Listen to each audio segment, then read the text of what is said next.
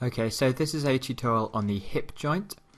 So the hip joint is this joint here between the head of the femur and the acetabulum of the pelvis. So this joint is a ball and socket synovial joint, and it's a very stable joint, unlike the shoulder joint, which is very mobile but not so stable. This is the opposite. So it's very stable and not quite as mobile as the glenohumeral joint of the shoulder. So there's several movements which occur at this joint. We've got abduction and adduction. We've got flexion and extension. And we've also got medial rotation and lateral rotation. And flexion, extension, abduction and adduction can be combined movements to produce circumduction. So there's several movements of this joint. So we'll just take a look at the articular surfaces of this joint, and then we'll take a look at some of the ligaments and that sort of thing. So I'll just remove the femur temporarily, so we can just take a look at the acetabulum. So you can see the acetabulum here, and it's this circular depression in the pelvis, and there are two parts to this. You've got an articular part and a non-articular part. So you can see that there's a depression right in the center of the acetabulum, and this is called the acetabular fossa, and this part is non-articular. So just surrounding it, you can see there's this crescent-shaped sort of surface, and this is called the lunate surface.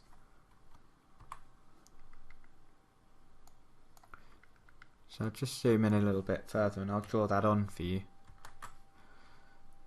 So you can see, so what I'm drawing on here is the lunate surface. So this surrounds the acetabular fossa, and this is the articular part of the acetabulum. So the acetabular fossa is this bit in the middle, which I'm just scribbling on, and just you'll notice that there's a little gap between these two ends of the lunate surface. So this is called the acetabular notch. So the acetabular notch is inferior on the acetabulum.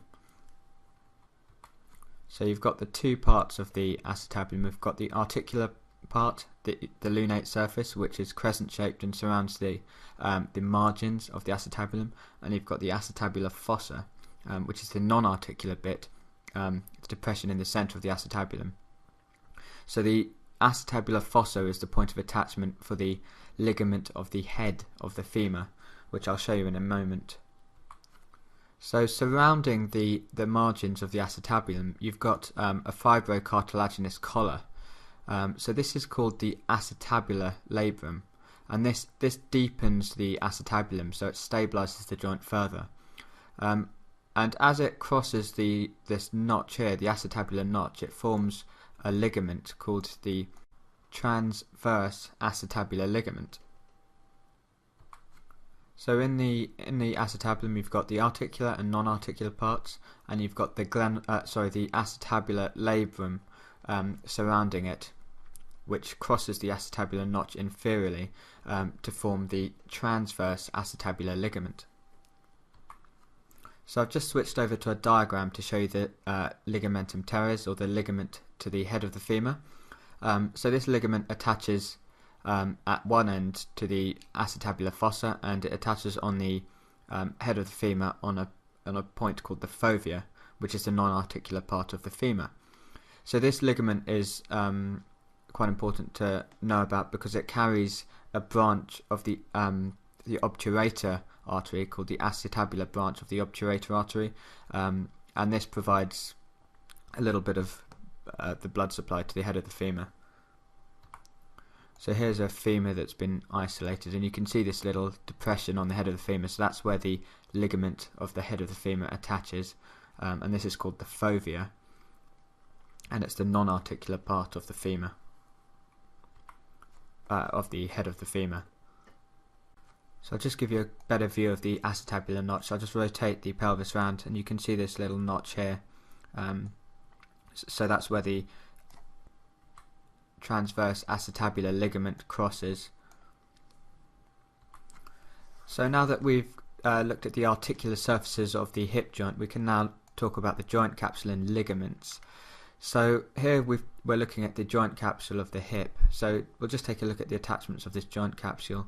So you can see it attaches on the margins of the acetabulum, and then it attaches to the transverse ligament which lies over the acetabular notch, and it also blends with the obturator membrane. Sorry, the sort of border margin of the obturator foramen, which is this big hole here. And then laterally it attaches on this line here between the greater and lesser trochanter. So this is the intertrochanteric line, and if I rotate the model around, you can see at the back its attachment.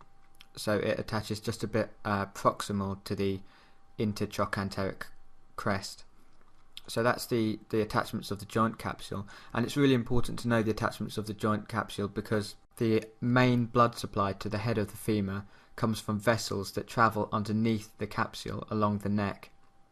So if you remember, I talked about the blood supply that comes directly into the head by the ligamentum teres, or the ligament to the head of the femur, but that's not a big amount of blood supply.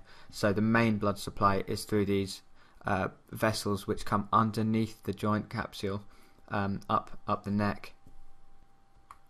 So this is important because if a fracture of the neck of the femur is intracapsular, so within the boundaries of these attachments, then the blood supply to the head of the femur can be compromised, and you can get avascular necrosis, which just means death of the tissue because of a poor blood supply or disrupted blood supply.